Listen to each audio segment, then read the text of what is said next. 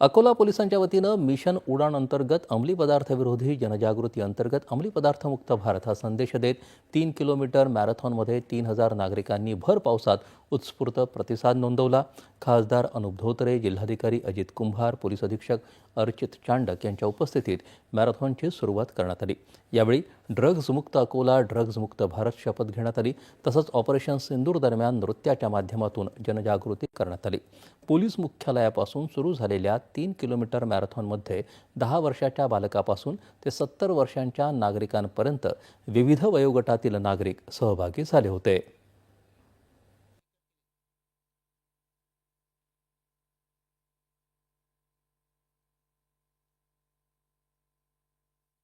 Akola police दलातर्फे mission उडान अंतर्गत अंमली पदार्थ विरोधी मोहीम राबवण्यात आली।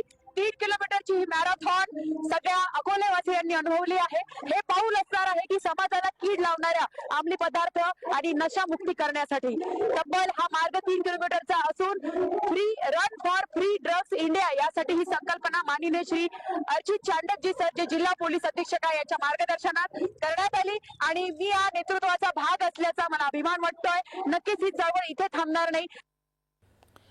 या वर्षात अकोला पोलिसांनी अंमली पदार्थ विरोधात 40 कारवाया केल्या असून 50 लाख रुपयांचा मुद्देमाल जप्त केला आहे, अशी माहिती पोलीस अधीक्षक अर्चित चांडक यांनी दिली।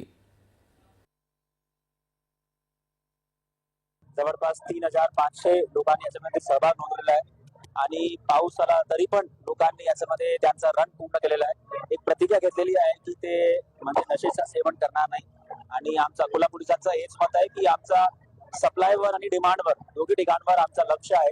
तर सप्लायवर आमची नेहमी कारवाई सुरू असतात। आम्ही जवळपास 40 कारवाई केलेली आहे हे वर्षामध्ये आणि 50 लाखांचा मुद्देमाल सुद्धा जप्त केलेला आहे। जेरुसलेम येथे सुरू असलेल्या ॲथलेटिक्स स्पर्धेत भारताच्या अंकिता